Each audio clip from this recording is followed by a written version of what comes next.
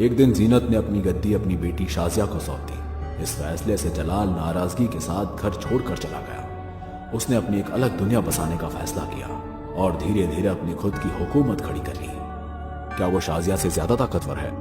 नहीं, पर कम भी नहीं है। सही मायनों में देखा जाए तो जलाल शाजिया का दुश्मन है। आगा हमें जलाल की पनाह में जाना होगा और उसे उकसाना होगा ताकि वो शाजिया से लड़कर उसे खत्म कर दे। क्या शाजिया हार जाएगी? पता नहीं, पर यही एक रास्ता है। ठीक है, चलो जलाल के पास चलते हैं।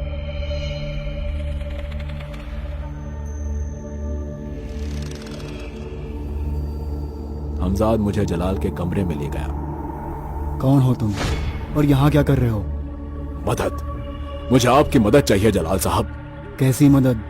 मुझे और मेरे हमजाद को आपकी बड़ी बहन शाजिया ने पिछले 10 सालों से बोतल में कैद करके रखा था साहब। और आज बड़े मुश्किल से अपनी जान बचाकर आपके पास आया हूँ। रहम कीजिए, मुझे आपके यहाँ पनाह दे दीजिए। मैं वापस उस बोतल में कैद नहीं होना चाहता साहब। मेरी पनाह में? जी साहब, अब आप ही हैं जो मुझे शाजिया से बचा सकते हैं।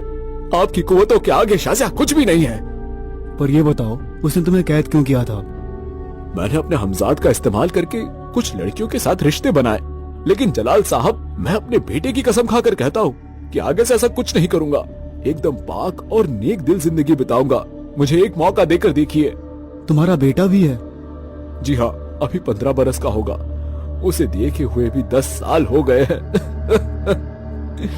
मैं जानता हूँ वालिद के बिना रहने का गम। तुम फिक्र मत करो, वो तुम्हारा कुछ नहीं कर पाएगी, ये मेरा वायदा है। जलाल तो मेरी बातों में आ गया था और तभी शाजिया वहां आ पहुंची।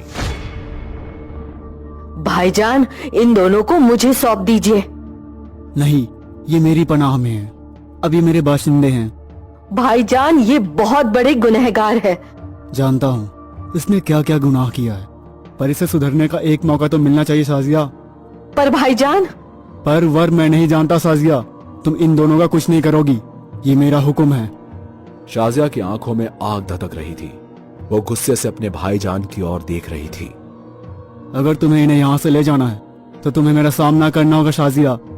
मुझे कबूल है भाईजान। शाजिया और जलाल के बीच एक भयानक जंग शुरू हो गई। शाजिया ने अपना पहला हमला किया और जलाल जमीन पर गिर गया। मुझे एक पल के लिए लगा कि जलाल कमजोर पड़ गया, पर तुरंत ही उसने उलटवार कर शाजिया को जादुई बेड़ियों में कैद कर लिया। शाजिया ने पूरी ताकत लगाई और वो बेड़ियां तोड़ दी। गुस्से से भरी शाजिया ने जलाल को हवा में उछालकर इधर उधर पटकना शुरू कर दिया। भाई